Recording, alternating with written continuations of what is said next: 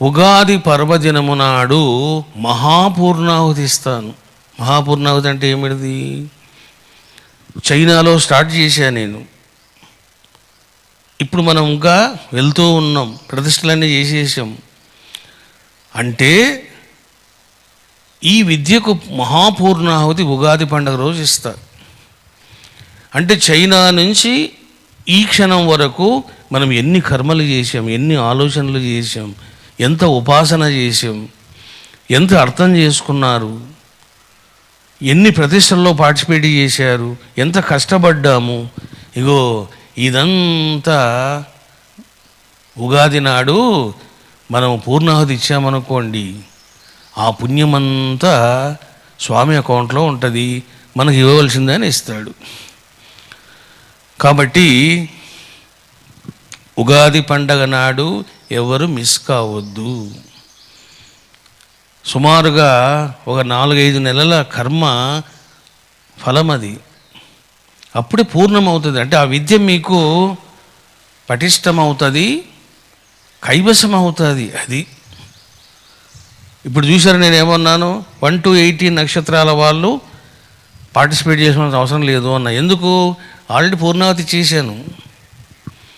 ఇప్పుడు కొత్తగా చెప్పాను మళ్ళీ 19 to 28 వాళ్ళు కంపల్సరీ చేసుకోవాలి.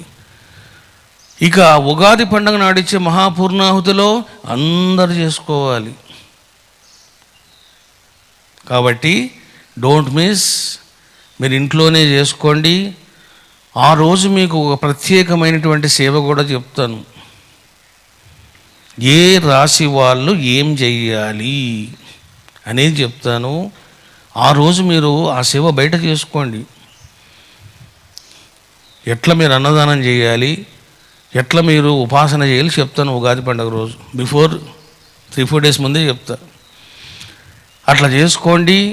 తరువాత టోటల్ మీ గోత్రనామాలతోటి ఇంకా ఆ రోజు మహాపూర్ణాహుతి మనము చేస్తాం.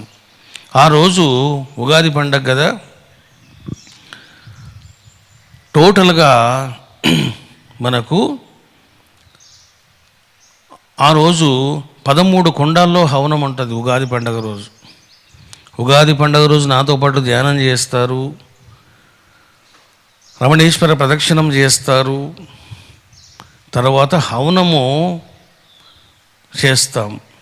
ఎవరైతే పీఠానికి వస్తారో వాళ్ళంతా కూడా చక్కగా మీరు కొన్ని నామాలతో హవనం చేసుకోవచ్చు. ఒకవేళ రాలేని వాళ్ళు ఇంట్లోనే ఉండండి, నో ప్రాబ్లం. చేయవలసిన సేవ చేసుకోండి అక్కడ. ఇక మీరు ఇక్కడ మీ గోత్రనామాలతో మహాపూర్ణావతి ఇస్తాం.